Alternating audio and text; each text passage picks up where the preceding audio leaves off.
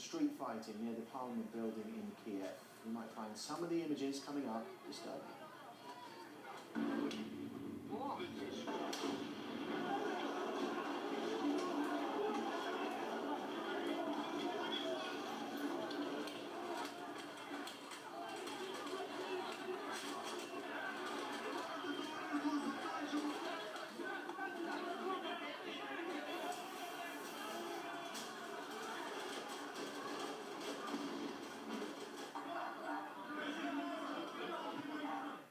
Most of the casualties were allegedly caused by a grenade thrown by 24-year-old Igor Gumenyuk, a member of a pro-government volunteer battalion.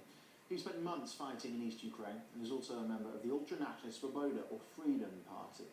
Now, Svoboda was one of the main driving forces behind the Maidan uprising in 2014 and is accused of being fascist and anti-Semitic. It claims to defend the rights of ethnic Ukrainians and has close ties with ultra-right groups across Europe. RT's Harry Fear is in Kiev and looks at how far-right groups impact the Ukrainian political landscape. Not sticks and stones, but explosives and casualties on the streets of Kiev. Radical nationalist politics has reared its lethal head again. But long after the Maidan revolution's bloodshed on these very streets, the influence now of radical Ukrainian politics is greater than ever. And it's threatening the president, who some say acquiesced to it, his government, and the implementation of a peace deal that could calm those embattled eastern regions. All Ukrainians need to uprise now and come to the Rada on August 31st, and Svoboda will provide mass protest action to not let any politician vote for this. From encouraging political protest to leading by example, hurling abuse at and scuffling with officers of the state.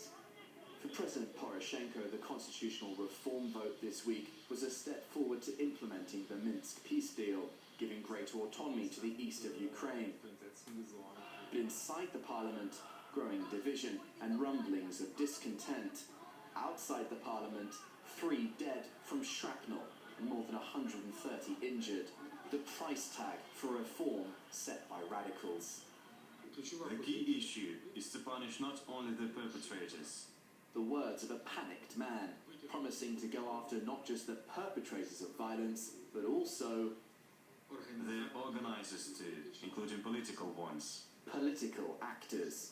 And now the so-called Radical Party resigns from the coalition. A radical party indeed that might now just push Poroshenko's coalition over the cliff's edge. Despite US lobbying efforts to try to win support from Ukrainian parties, Poroshenko's grasp on power appears to be slipping. And the repercussions could be prolonged violence in the east of the country and even apparently in the capital. From Svoboda to right sector, the president now finds himself undermined by the very same radical forces, some with a taste for violence that he partnered with to get into power. In Kiev, I'm Harry Fear, RT. Well, these same radical groups behind the violence last year were present in Monday's unrest in Kiev. Reacting to the explosion and the protests, the US called on Ukraine's law enforcers to restrain the violent protesters. RT's Gani Chichikan asked the State Department why it didn't say the same thing back in 2014.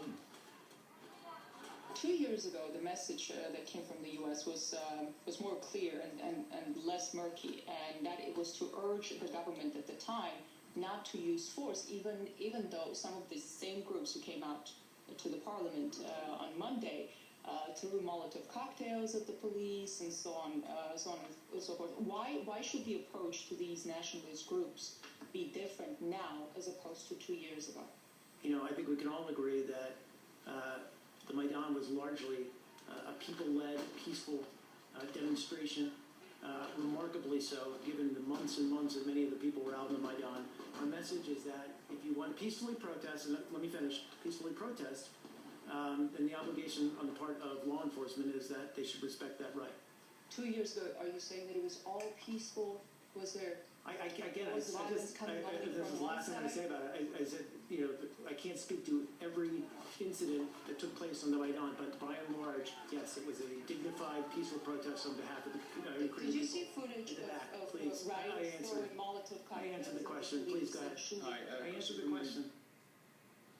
Well, instability in the country has seen crowds of protesters swamp the streets of Kiev over the past year. In February, the radical right sector group rallied, condemning the government for its military failings in the east. At the same time, another group of protesters voiced outrage against public transport price hikes. In April, Kiev saw miners protesting late wage payments and cuts, and a month later, crowds protested against Kiev's shortcomings in its economic policies. In July, a major demonstration against corruption took place, as well as another right sector rally. And next hour, we'll bring you an expert's opinion on where the ongoing political crisis could land Ukraine.